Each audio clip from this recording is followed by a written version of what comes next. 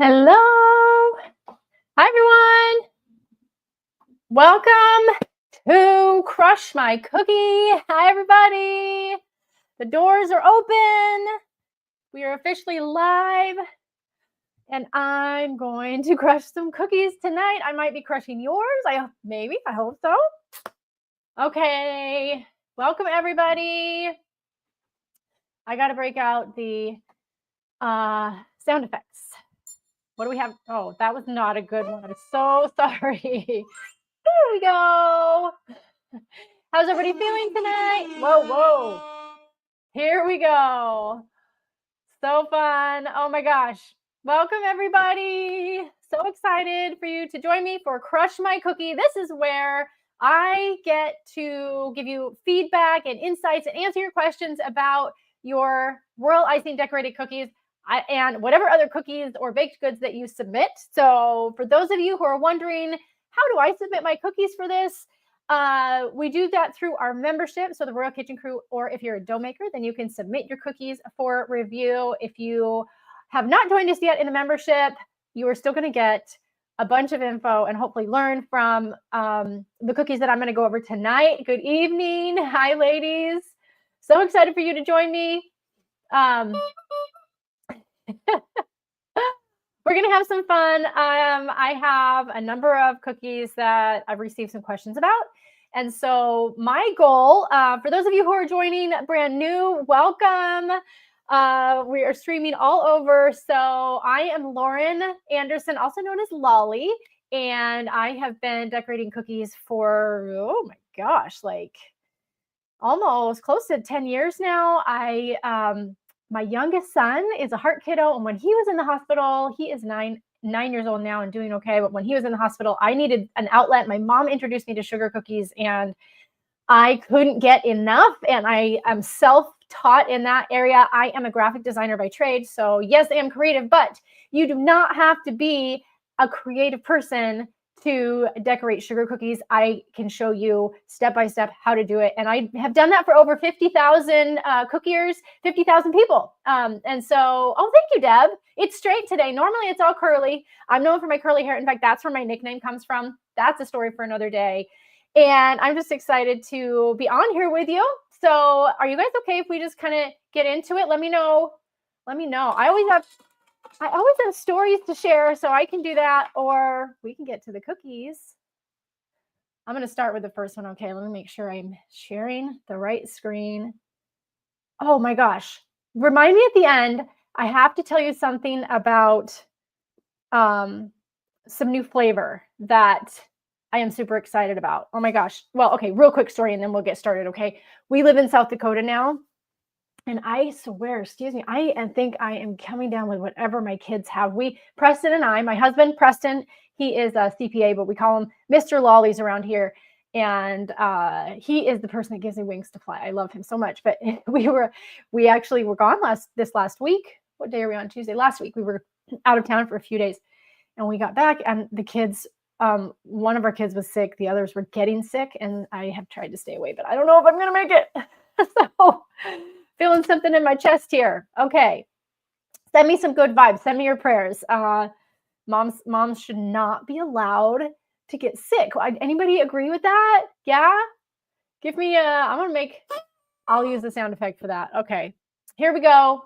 I am going to bring up the first one. Oh, there we go. I got to grab the info for it. Okay. My very first one, we have some wedding cookies. Okay, that I want to share with you. All right. Karen has submitted these awesome wedding cookies. You guys still see that? Hopefully okay. And the question about this is she has requested help making it better. Specifically, she means how am I doing cookie decorating and ways to improve. Okay, so she's looking for some ways to improve. Here's the thing. I know we can all be really excuse me, my cord over here is being weird. We can all be pretty self-critical and then we compare and we're like, I want them to look like that. Guess what? I actually believe that a comparison can be the thief of joy, but it can also be the thing that helps us get better as long as we compare without getting too emotional. That can be really hard sometimes. Or if we're comparing to how we were yesterday, the day before. So here's what I would say. One of my base rules, raise your hand if you've taken cookie camp. Like, post in the comments if you've taken cookie camp, and you might remember this, okay? There is a rule of 3. In fact, it's one of the resources that I have in cookie camp for you. If you don't know what cookie camp is, go check out lollysfromkitchen.com and take a look. It's like my base, teaches you how to bake and decorate like a pro. But there are 3 steps to kind of having a really nice presentation to your cookies. They're really basic, and you can go super basic, or you can make it, really detailed and complicated. Number 1 is you need a good base, a base to your cookie, whether that's a flood, whether that's a wet on wet flood, or whether that's like, painting on the white gel and baking it and having like this crackle look. Whatever it is, you need that base, right? Step 2 is you need to have some sort of texture or pattern on top of that. And then step 3 is details and all the extra pretty stuff. Okay. Yeah. High five to everybody who has taken cookie camp. And that was like a bicycle. Yeah, I love it. So, all my cookie campers. So these wedding cookies, they're really cute. I love a little rosette on there. But I do notice there's 2 steps to it. We've got the flood and then details. So I would say adding some sort of pattern, a little bit of airbrush underneath, or even, even if you wanted to throw on something over top of this, adding a little bit of sparkle or even some elegant sprinkles could be that 3rd thing. So I do get this question a lot of, I want them to be presentable. How can I make them look really amazing? Well, beauty, yes, it's in the eye of the beholder, but I always go by that rule of 3. Okay. So that is what I would say for these cookies, Karen, but really nice job. And I hope that helps. And if anything that I share today helps you too, we have this thing that we do in the Lolly Cookie world, and I want you to drop a gem. So it's kind of our version of like a light bulb moment. So if you're a baker and you are having a light bulb moment here, drop like a diamond emoji and let me know that you're learning something, because that's one of my goals, is that I do this to help you, right? I love giving specific feedback, but I'm broadcasting it to you so that you can learn something, even if your cookie's not up on the screen. So let me know, but it always helps, because sometimes I don't know if it's helping you guys and I need to know. So make sure that you let me know by doing that. All right, let's take a look at the next one here. We have some cookies from Melinda. These are so cute. I love the theme. And her specific question is, she needs help making it better. My lines and lettering. She's looking for some specific help with lines and lettering. So here is my, you guys, sometimes I feel bad doing this. I want to give constructive criticism. And I don't know where in childhood I learned this, but like, I just have this eye for detail. I think might be my, I don't know, graphic design genes or something. But like, here's what I would say. These are really cute, by the way, really nice craftsmanship, everything. And I can tell even with the detail lines that, Melinda, you've done a really nice job. I would say one thing: if you're looking to get lines and those types of things that are really a little bit more striking, I can tell even on the 2 handles, mostly that gray handle, your detail consistency kind of runs together on the left-hand side. I would say thicken that up just a little bit. But here's the thing with detail icing: you don't want it too thick, right?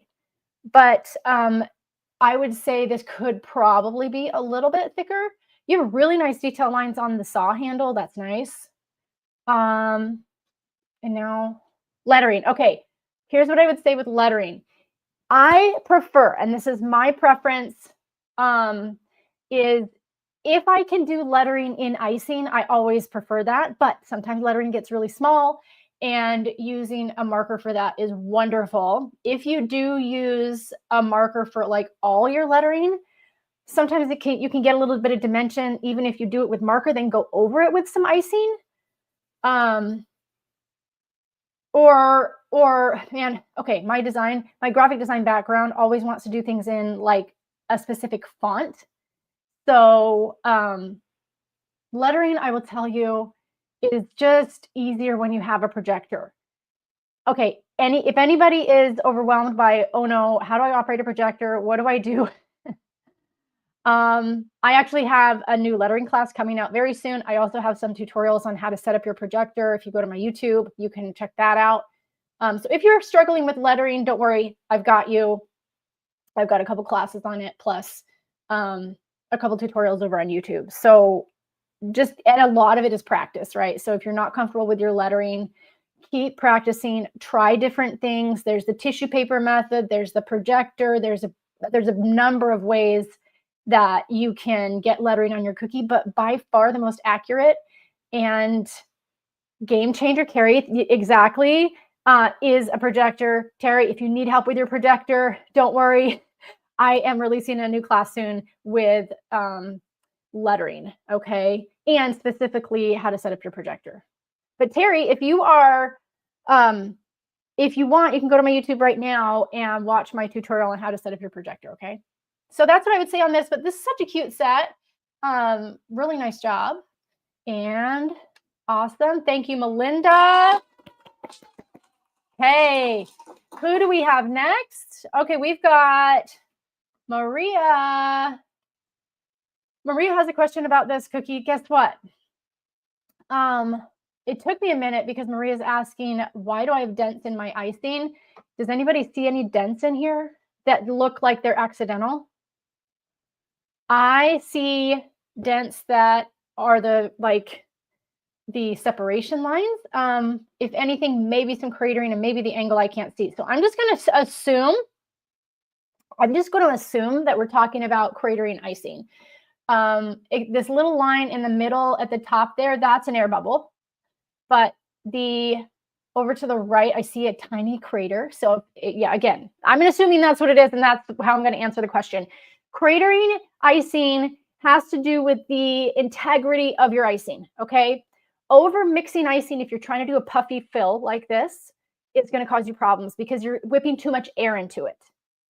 If you're going to do a puffy flood, I actually suggest mixing your main batch of icing to just barely stiff peaks. You don't want to mix it more than that because what you want is a higher concentration of meringue powder and powdered sugar and everything mixed up per tablespoon of icing. Because when you mix up too much air, then basically once the icing dries on the cookie and the moisture evaporates, you're left with a weaker structure. And so having a little bit more concentrated icing gives you a stronger structure once it dries. So that is the answer. If anybody's struggling with cratering, right? You see people do those squiggle lines. You see people like dot their icing and whatever. You don't have to do that if you have icing that is of the right consistency. I've got some icing consistency stuff coming up over the next couple months. So, I mean, keep an eye, make sure you turn your notifications on for lollies, and I can help you with that if you're struggling. Nicole, if you're having trouble getting that consistency right without over mixing, you want to mix it to just barely stiff peaks. Even if you have like soft peaks, that'll work too. Okay. And that will not be overmixed if you mix it to right in between soft and stiff peaks. There's a question here about projector. I have a Pico projector. There's also the Luma. If you go to my Amazon page, you can find that either in one of our Facebook groups. You can also go to lollysomekitchen.com and link to our Amazon page. And I've got all the projectors linked in there that I recommend and options. They're basically options for you because sometimes they're out of stock, you know? Okay. Does anybody have a gem? I saw a couple. All right. All right. Thank you so much, Maria, for submitting this. I hope that helps, and I hope that's helped some of you. Let's see. Let's do another one. Debbie, let's take a look at these. Ooh, looks like we've got some either embossing or something up here. I really like that gold. Looks like we've got a wedding set going on here. And Debbie, what's your question? Debbie's looking for help making it better. Consistency of royal icing. Oh, I love that we're talking about icing consistency. Here's something I'm going to recommend. Oh, Nicole, if you want to do a gem, if you have like a light bulb moment, if you're learning something by watching this, just put an emoji of like a diamond. And then that's what we call our gem. So, and then I'll know that it's helping you out. Okay, so here's what I want to say about consistency. A lot of it is practice in doing a thinner consistency, practice doing a thicker consistency, because you have to get a feel for them. Also, watching me do cookies. You can go to my YouTube, you can go to my Instagram. The best place is actually watching me decorate in a class. So you can grab a single class. If you're in our membership, it's actually way less expensive per class if you do that. But just watching, because I get really close-up views of it. The next best thing is totally in person, which I have that coming up too, but more details on that another time. But really feeling it yourself, okay? Debbie, I would say on this, I'm going to go specifically on your, on your wedding dress cookie. I would be a little bit more generous with your flood. We can definitely, that flood base layer, I'd fill it in a bit more. And then your detail lines, I would go a little bit thicker. And then same with your diamond at the top. Your gold ring, that looks really good. It looks like you've got a thick enough consistency there. Your florals could probably go a little bit thicker as well. Like it's almost hard to squeeze out of the bag, floral consistency. And then, yeah, I would say on your hearts that are meshed together, go a little bit thicker consistency on your detail. And I think you'll see a big difference doing just those adjustments. All right. Okay, thank you so much, Debbie, for submitting this. That doggone icing consistency can be tricky. I'm trying to think how long it really took me to get a really good feel for icing consistency.